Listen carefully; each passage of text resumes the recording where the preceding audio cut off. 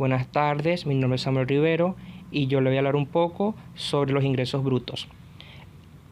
El ingreso bruto, de conformidad con el artículo 16 de la Ley de Impuestos sobre la Renta, está constituido por todas las rentas obtenidas por el contribuyente en el ejercicio por concepto de ventas de bienes y servicios, arrendamiento, los proventos regulares o accidentales producidos por el trabajo. Resulta oportuno destacar que la Ley de Impuestos sobre la Renta hace una distinción en cuanto a lo que se debe entender por ingreso bruto, tomando en consideración el tipo de actividad a la cual se dedica el contribuyente, como las empresas de seguros y las empresas de construcción. En tal sentido, los artículos 18 y 19 de la Ley de Impuestos sobre la Renta lo especifican. Mi nombre es Joanny Mariño y le voy a estar hablando sobre costos y la renta bruta. El costo es el valor del consumo de los recursos que se utilizan para producir un producto o prestar un servicio. Para determinar el costo de un producto se tienen en cuenta los siguientes elementos: compra de insumos, pago de la mano de obra, gasto de producción, gastos administrativos. El artículo 23 de la Ley de Impuestos sobre la Renta dice: a los efectos del artículo 21 de esta ley se consideran realizados en el país el costo de adquisición de los bienes destinados a ser revendidos o transformados en el país, así como el costo de las materias y de otros bienes destinados a la producción de la renta. Las comisiones usuales, siempre que sean cantidades fijas, sino porcentajes normales, calculados sobre el precio de las mercancías que sean cobradas exclusivamente por las gestiones relativas a la adquisición de bienes, los gastos de transporte y seguro de los bienes, invertido en la producción de la renta. El costo de los bienes será el que coste en las facturas emanadas directamente del vendedor, siempre que los precios no sean mayores que los normales en el mercado. Para ser aceptadas como pruebas de costo, en las facturas deberá aparecer el número de registro de información fiscal del vendedor, salvo cuando se trate de compras realizadas por el contribuyente en el exterior, en cuyo caso deberá acompañarse de la factura correspondiente. La renta bruta es el total de ingresos que se obtienen antes de que se apliquen los descuentos correspondientes. En este caso, de los trabajadores, la renta bruta es la suma de todos los ingresos que se reciben en un mes, como el sueldo base, las comisiones, los bonos, los alquileres o los intereses. Para calcular la renta bruta anual se debe sumar todos los ingresos, incluyendo el salario o el sueldo de las bases, las comisiones o el bono, los ingresos adicionales como alquileres o intereses. Mi nombre es Yoneli Rincones y les estaré hablando un poco sobre el hecho imponible y la base imponible. El hecho imponible no es otra cosa que el negocio o acto económico que resulta afecto al tributo y cuya realización u omisión determina el nacimiento de la obligación tributaria. En pocas palabras, es un hacer o un no hacer. Asimismo, Villegas sostiene que el hecho imponible como hipótesis legal condicionalmente es un hecho de sustancia económica, el cual el derecho convierte en hecho jurídico. En consecuencia, el hecho imponible es un hecho jurídico concreto que da nacimiento a la obligación tributaria, ya que la ley por sí sola no puede cumplir con este fin por no poder indicar dentro de su ordenamiento a los deudores individuales de tributo, por lo que se vale del hecho imponible que, al realizarse, determina el sujeto pasivo y la prestación a que está obligado. Al respecto, el Código Orgánico Tributario es claro al señalar en su artículo 36 que la obligación tributaria nace cuando se realiza el hecho provisto en la ley como generador de dicha obligación, es decir, que el nacimiento de la obligación tributaria, tal como lo expresa la citada norma, está condicionada a la realización del hecho previsto en la ley como generador de dicha obligación. Para el impuesto sobre la renta, el hecho imponible se refiere al enriquecimiento neto que obtengan las personas naturales, jurídicas y las entidades sin personalidad jurídica, dentro o fuera del país. Este enriquecimiento neto es el resultado de restar los costos y y gastos deducibles a los ingresos brutos obtenidos durante el periodo fiscal. La base imponible se define como el enriquecimiento neto de una persona natural, jurídica o entidad sin personalidad jurídica.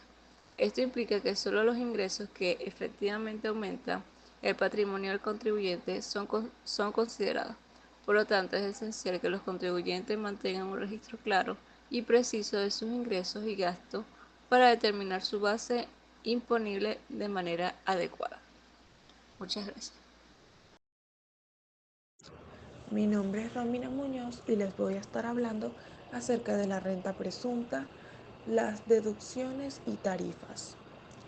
La renta presunta se refiere a un método de cálculo del impuesto que se aplica a los contribuyentes que no presentan su declaración de impuestos o que lo hacen con ingresos inferiores a los considerados por la Administración Tributaria.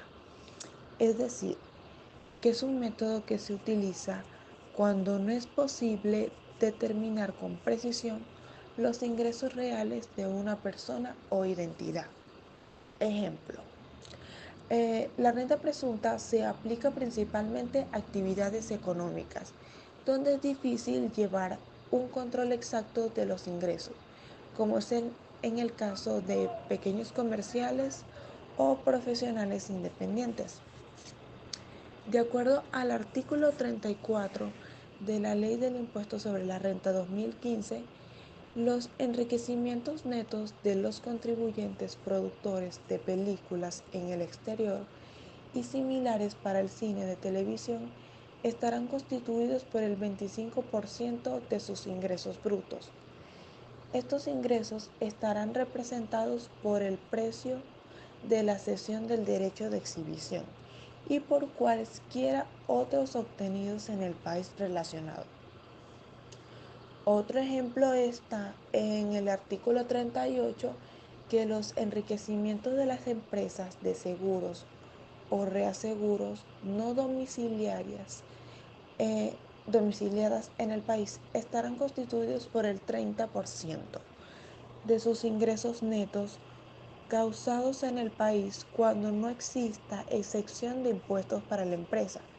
Similares venezolanas, estos estarán representados por el monto de sus ingresos brutos menos las rebajas, devoluciones y anulaciones de primas causadas en el país. La ley establece criterios específicos para calcular la renta presunta. Como un ejemplo, se pueden usar porcentajes fijos sobre las ventas brutas o sobre el valor de los activos. Los contribuyentes que se acojan a este régimen deben declarar y pagar el impuesto sobre la renta basado en la estimación presunta, siguiendo las tarifas y procedimientos establecidos en la ley. El siguiente punto que tenemos son las tarifas. Las tarifas son los porcentajes que se aplican a la base imponible para calcular el monto del impuesto que un contribuyente deba pagar. En el artículo 8, las personas naturales, los contribuyentes asimilados a esta, pagarán impuestos por sus enriquecimientos netos, con base en la tarifa y demás tipos de gravámenes previstos en el artículo 50 de este decreto, salvo los que obtengan por las actividades a que se refiere el artículo 12. Es decir, que las personas naturales y los contribuyentes asimilados a estas estarán sujetos al impuesto previsto en el literal del artículo 53 de este decreto con rango valor, fuerza de la ley y por las regalías y demás participaciones análogas provenientes de la explotación de minas y por enriquecimientos derivados de la cesión de tales regalías y participaciones. Aquí les podemos mostrar la tarifa número 1, que de acuerdo a sus fracciones comprendidas se aplicará el porcentaje. Por la fracción comprendida hasta 1000 se aplicará el 6%, por la fracción que exceda de 1000 hasta 1500 se aplicará un 9%. Por la fracción que exceda de 1500 hasta 2000 se aplicará un 12%. Por la fracción que exceda de 2000 a 2500 un 16%. Por la fracción que exceda de 2500 hasta 3000 se aplicará un 20%. Por la fracción que exceda de 3000 hasta 4000 se aplicará un 24%. Por la fracción de 4000 hasta 6000 un 29% y por la fracción que exceda de más de 6000 se aplicará un 34%. Y por último tenemos las deducciones. Las deducciones son aquellos gastos que los contribuyentes pueden restar de sus ingresos brutos para determinar su ingreso neto gravable. Esto significa que al restar estas deducciones se reduce la base sobre la cual se calculará el impuesto a pagar. En el artículo 55 son tributos deducibles los pagos que por tales conceptos el contribuyente efectúe dentro del ejercicio gravable, en razón de sus actividades económicas o de sus bienes destinados a la producción de enriquecimiento, con excepción de lo establecido por la ley, así como de aquellos que sean capitalizables conforme a las disposiciones del capítulo 2 del título 2 de la ley. Algunas de las principales deducciones permitidas son, para personas naturales, la deducción por carga familiar. Se permite una deducción de 10 unidades tributarias por el cónyuge no separado de bienes y por cada ascendiente o descendiente directo que resida en el país y sea menor de edad, menor de 25 años, si está estudiando o esté incapacitado. Los gastos médicos y odontológicos. Los gastos incurridos por servicios médicos y odontológicos, así como por la compra de medicamentos, son deducibles siempre que estén debidamente soportados con facturas. Intereses por préstamos hipotecarios. Los intereses pagados por préstamos hipotecarios destinados a la adquisición de vivienda, principal por deducible. Personas jurídicas. Tenemos los sueldos y salarios. La deducción por sueldo y demás remuneraciones es admisible siempre y cuando el contribuyente haya cumplido con todas las obligaciones inherentes a su condición de patrono. Gastos de representación. Los gastos de representación y viáticos son deducibles dentro de los límites establecidos por la ley. Y tenemos depreciación y amortización.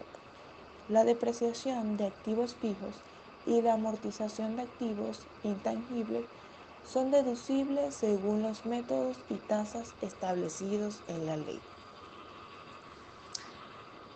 Y con esto concluimos nuestra presentación. Muchas gracias.